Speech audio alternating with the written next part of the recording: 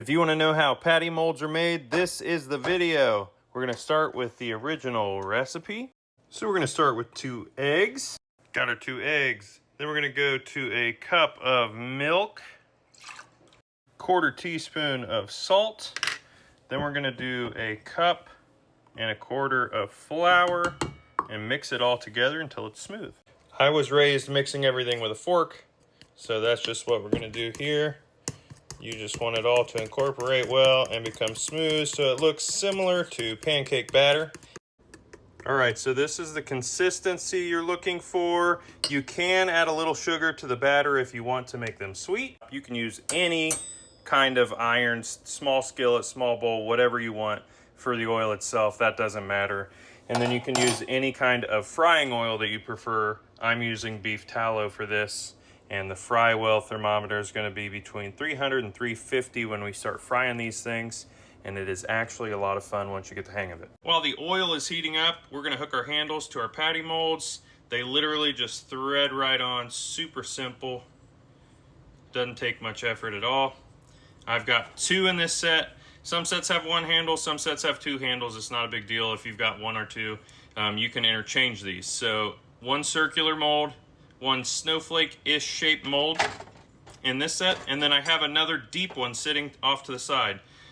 You can see the reason it's called a deep one compared to the normal. It's much taller.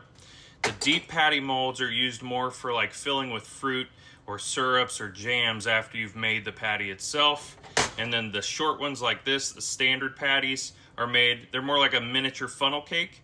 You can do powdered sugar on top, you can do honey, or whatever you want, syrup, it doesn't matter. Just make it whatever you want to make it, whatever your family prefers or you prefer. Now it's time to make them. First step is to dip your molds into the oil to warm them up. If your mold is too hot when you dip it in the batter, it'll fall right back off and you won't be able to make them. If it's too cool, they won't release from the iron when they're finished cooking. So it takes a little bit of patience and a little bit of finesse to figure this out. So after it's been in the oil, we're just going to shake it off real quick. We're going to dip it straight in the batter, and you don't want the batter to come up over the top of this mold. Then you're going to pull it off. You can see it's on there perfectly. We're going to go right back into the oil. And then I like to do a little swirl motion, and you can see it kind of spread itself off of the patty mold. That's exactly what you want.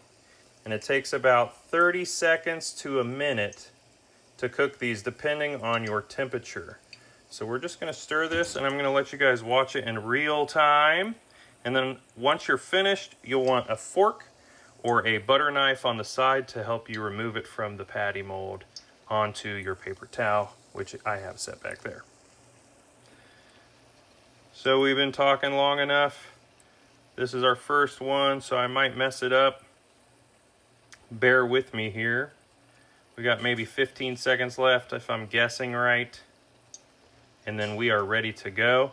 And then literally it's just drop it off onto the paper towel, dip it back in the oil, and right back in the batter for your second one. They are really quick and easy to make once you get the hang of it. So we're going to pull it off of here. That's exactly what we want it to look like. Let her drip dry a little bit. And bear with me for the one hand here. But we're going to take our fork and kind of push down like that. And it'll release. Here is our first patty mold. I'm going to flip it over. And then you're ready to powder sugar that, honey on it, or jam, or syrup, or whatever you prefer. After you've made your first successful one, if you don't wait, you can go straight back into the batter because your iron is not going to cool down enough to need reheated. So dip it straight back into the batter here and start your swirling motion again for your second one. And you can just do that endlessly until you run out of batter or you run out of patience. All right, so we've just cooked a circular one. We're gonna let it drip dry here. You can see it dripping. Drip, drip, drip, drip, drip, drip, drip, drip, drip, drip. There we go. And these come off super easy, just like the other ones. I did roll it over the mold on accident there. So we're gonna have to peel it over the top edge there a little bit, which is kind of a pain in the butt, but after you get it loose, you are golden. So we're gonna pop this middle out and it'll fall right off there. You can see that. And then I just flip them over and let them drain so the grease all comes out of them. Now we're going to move to the deep patty mold, see how it works. You don't have to heat them up very long, just like the other ones, 10 to 15 seconds. It's been in there for a second. We're going to let her drip off real quick. You can see the ribs on the side of this design. We're right into the batter, all the way to the top edge there, just so it doesn't go over the top. There you can see it's all on there very well. We're going to dip it straight in. And same thing, I'm just going to swirl it a little bit. On this type or this style of patty mold, you don't want to push all the way to the bottom because you'll crush your batter that's trying to cook. So you do need it to be deep enough in oil that you're not going to touch the bottom of your pan or pot or patty bowl, whatever you're using to cook them. So this one should be done cooking now. We're going to take it out. We're going to drain it, let it drip dry. This one's not the prettiest, but we can make another one, it's okay. And then you're gonna peel it with your fork, just like that. It'll fall right off. If you like it crispy, you can cook longer. If you don't, you can cook a shorter amount of time, but you can see it's a little bit lopsided, but we can kind of form this bottom back into a point. Let it dry, it'll crisp up. You can fill it with jam, fresh fruit, honey, powdered sugar, whatever you want, just like the other style. So that's how they are made. Like I said, guys, this takes a little bit of practice, a little bit of finesse, and a lot of patience. Once you get good at it, you are good at it. It's kind of like riding a bike. And then you're just going to peel the edge here on any one you make, and it's going to fall right out. We're going to flip it over immediately. So here you have it, guys, the two different shapes. We can do powdered sugar on these, honey, syrup, jelly, jam, whatever you want. They are really fun, really delicious, and your kids will love a new tradition. I got out all the patty molds I have, okay?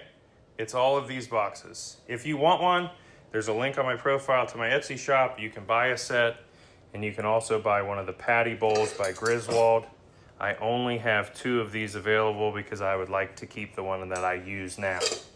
So check them out.